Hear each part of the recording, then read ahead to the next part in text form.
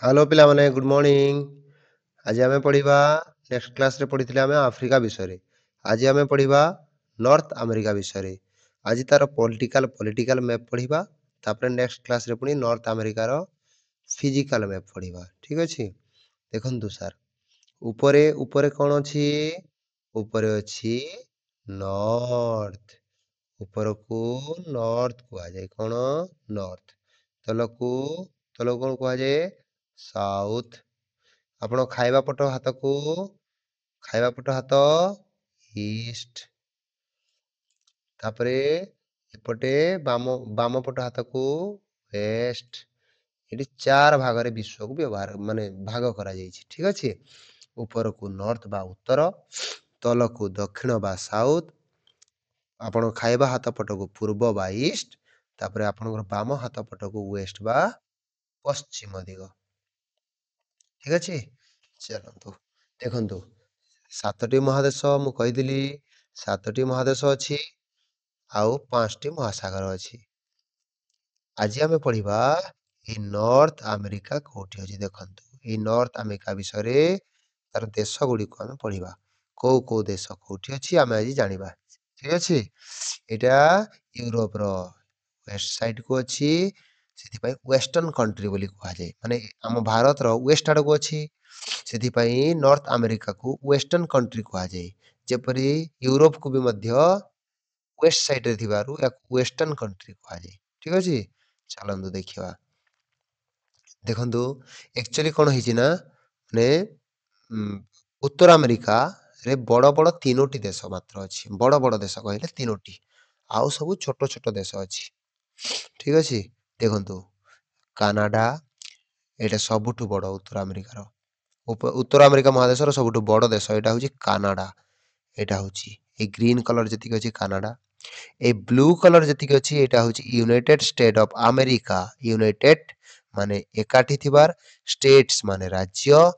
50ଟି ରାଜ୍ୟ ୟାର କଣ ଅଛି ଲାଗିକିରି ଅଛି, ଗୋଟେ ଜାଗାରେ ଅଛି। ଗୋଟେ ଦେଶକୁ ବୁଝାଏ 50ଟା ରାଜ୍ୟର ଦେଶ। ସେଥିପାଇଁ ୟୁନାଇଟେଡ ସଂଯୁକ୍ତ, ଷ୍ଟେଟ୍ସ ମାନେ ରାଷ୍ଟ୍ର, ସଂଯୁକ୍ତ ରାଷ୍ଟ୍ର।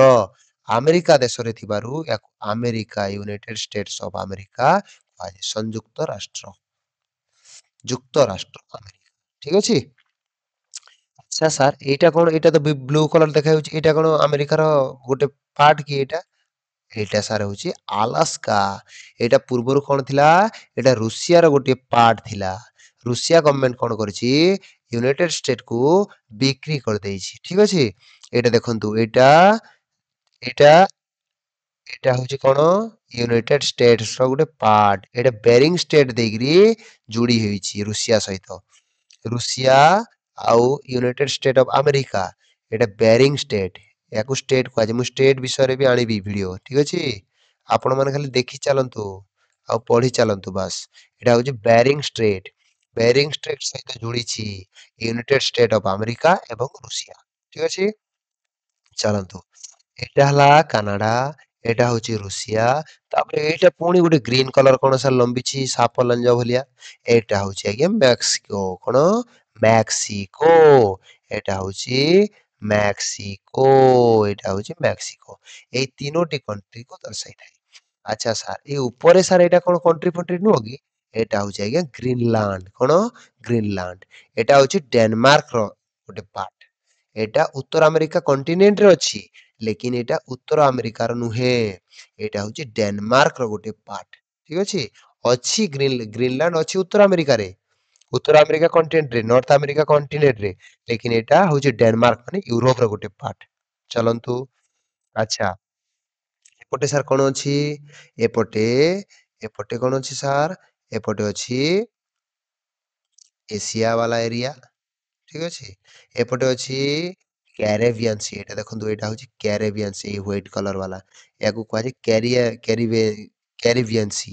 ଏଇଟା ହଉଛି ଗଲ୍ଫ ଅଫ କାଲିଫୋର୍ନିଆ। କଣ? Gulf of California, gulf of Mexico, ଏଠି ସବୁ ଅଛି। ଏଇଟା ଧୀରେ ଧୀରେ ଆମେ ପଢିବା ଫିଜିକାଲ ମ୍ୟାପ ଯେତେବେଳେ ପଢିବା। ଠିକ ଅଛି। ଏବେ ୟାକୁ କଣ ସେଣ୍ଟ୍ରାଲ ଆମେରିକା ବି କୁହାଯାଏ। କାହାକୁ? ଏଇ ନର୍ଥ ଆମେରିକାକୁ ଲାଗିକିରି ଗୋଟେ ଲେଞ୍ଜ ଭଳିଆ ଯୋଉ ନାଇଁ ଏଇଟା, ଏଇଟା ଯୋଉ ଲେଞ୍ଜ ଭଳିଆ ମେକ୍ସିକୋର ଏପଟକୁ ଯେତିକି ଅଛି, ଏଇୟାକୁ କୁହାଯାଏ ସେଣ୍ଟ୍ରାଲ ଆମେରିକା।